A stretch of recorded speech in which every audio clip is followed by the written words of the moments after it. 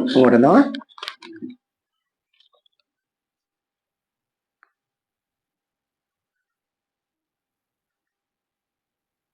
గురునాథ నెటు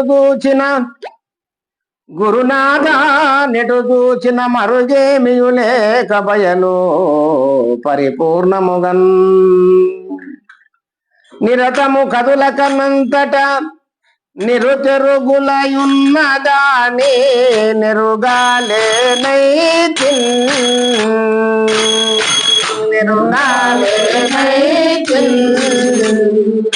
అందులోయుండి నందుడానైతిన్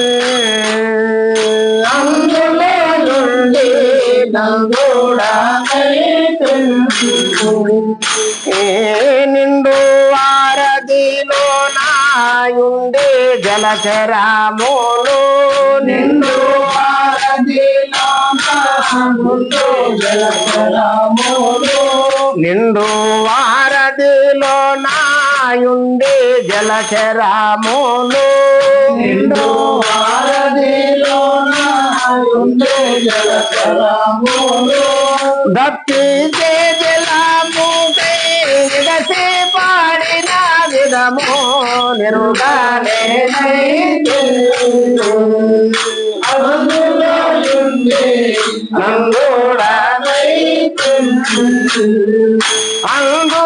అందులోయుండి అందుడనైతిన్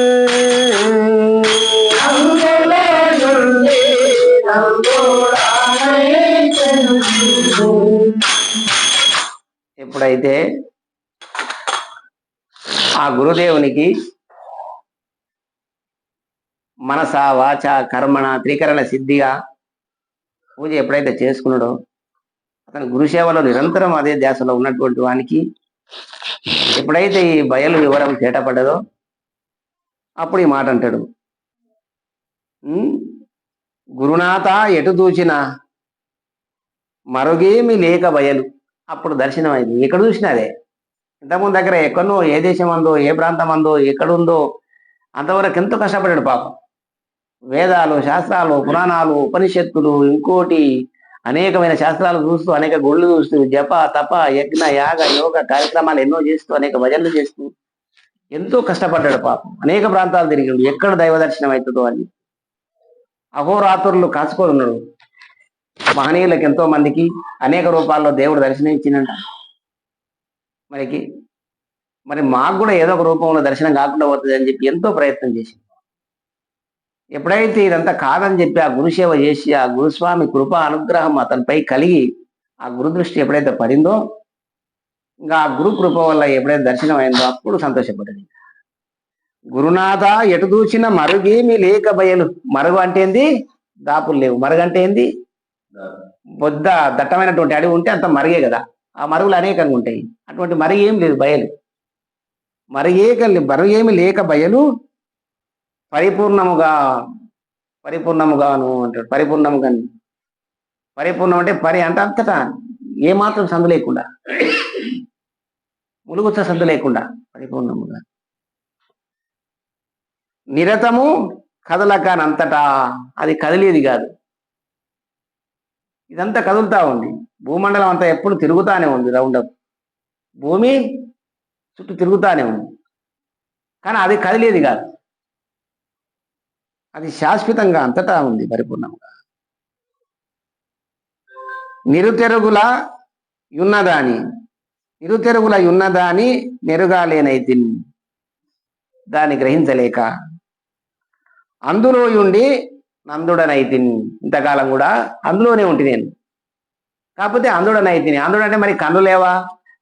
ఈ కన్నులు ఉన్నాయి. ఇవి బాహ్య ప్రపంచాన్ని రూపనామ క్రియాలతో కూడుకున్నటువంటి సమస్తముని సృష్టి ధర్మాలను చూస్తవి ఈ కళ్ళు. కానీ ఆ యొక్క సృష్టి యొక్క అంతరాంతరాల లోపల ఉన్నటువంటి దాగి దానికి సత్తానిస్తున్నటువంటి యొక్క పరమాత్మ దర్శనం ఈ కళ్ళు చేసుకోలేదు. లేదు, ఈ కళ్ళ ద్వారా లోపడి దృష్టి చేత తనలో ఉండే ఆత్మదర్శనం చేసుకోగలదు, జ్యోతి దర్శనం చేసుకుంటుంది. అంతేగాని బయట చూపు చేత బాహ్య ప్రపంచాన్ని చూస్తుంది, లో దృష్టి చేత తన లోపల ఉన్నటువంటి ఆధార స్పాశిత మణిపూరక విశుద్ధ ఆగ్నేయ సహస్రాల యందు అజబ గాయత్రిగా నడుస్తున్నటువంటి జీవుని యొక్క కళలు ఆ కళలను దర్శించుకొని దశవిధ నాదములు వింటూ తనలో ఉన్నటువంటి ఆత్మను దర్శించుకోవచ్చు. కానీ అంతరము బాహ్యము కాక అంతటా ఉన్నటువంటి పరిపూర్ణ దర్శనం ఈ కళ్ళ చేత దర్శించుకోలేరు, గురుకృప లేక, గురుసేవ లేక. అట్టి గురుసేవ చేసి ఆ పరభావ్యమును ఎప్పుడు దర్శించుకున్నాడో అప్పుడు అయ్యో స్వామి అందులోనే ఉండి నేను అందుడనైతి కదా, వింత వింతలు తోలు బొమ్మాలు పరిపూర్ణ జలదిలో ముంతలు ఈ కీలు బొమ్మాలు భ్రాంతిరహితమైన గురుని చెంత చేరి షోడశాక్షరి. ఎంత చక్కగా మహనీయులు. వింతలింతలు తోలు బొమ్మలు, ఈ పరిపూర్ణ జలదిలో ముంతలు ఈ కీలు బొమ్మలు. ఆ సముద్రంలో ముంచినటువంటి ముంతలు ఏ విధంగా కింద నీరు, పైన నీరు, లోపల నీరు, అంతటా నిండి ఉన్నది కదా నీరు, అట్లా ఈ కీలు బొమ్మలు ఇవన్నీ కూడా ఈ సమస్త జీవకోటి అంతా కూడా ఆ పరిపూర్ణ జలదిలో మునిగి ఉన్నాయి కదా. ఈ ధర్మ సూక్ష్మాన్ని గ్రహించలేక అనేక కష్టాలు పడిపోయి స్వామి అని చెప్పి ఎంత గొప్పగా రాసినాడు స్వామి. అందుడనైతే అందులోనే ఉండి గుడ్డివాడిని అయిపోయినా తిరిగిన ఊగే దేవుడాన్ని కదా. గుడ్డివాడు ఏం చేసినాడు,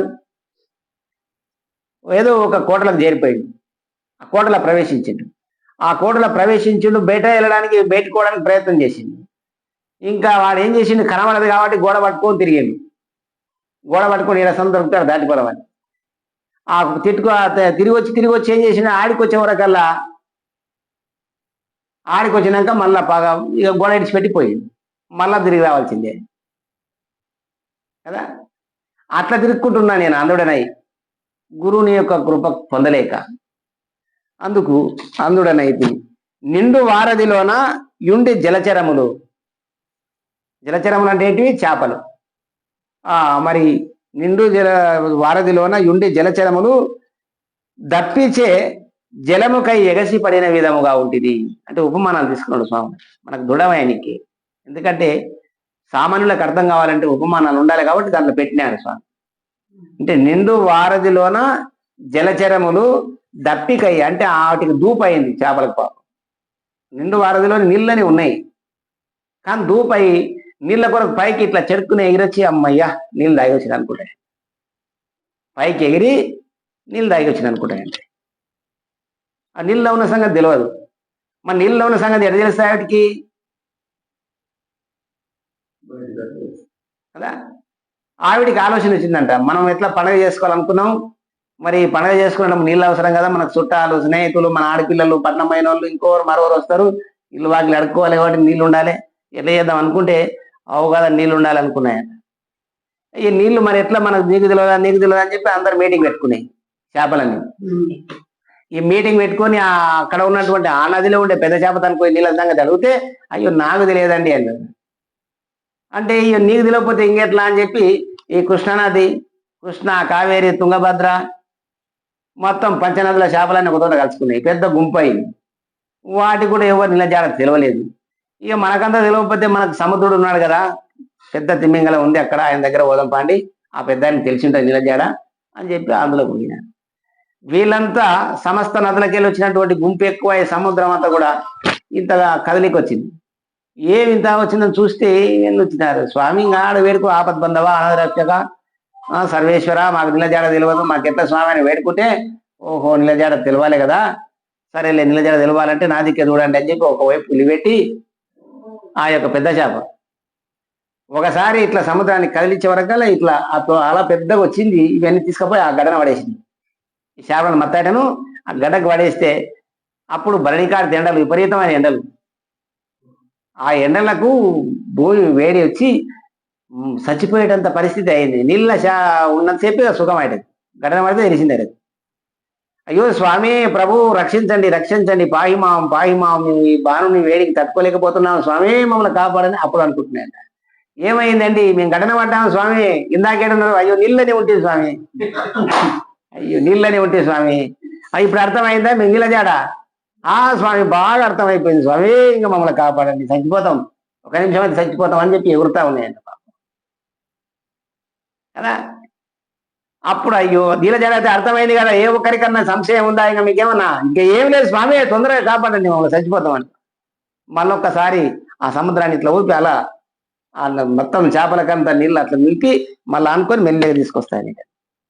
అట్లా మనం కూడా ఇంకా శ్రీశైలము, కంచి, కామాక్షి ఇంకా అనేక తీర్థయాత్రలు ఎన్ని తిరిగి వచ్చితే కూడా నీళ్ళ దగ్గర దొరకక, దేవుని దగ్గర దొరకక,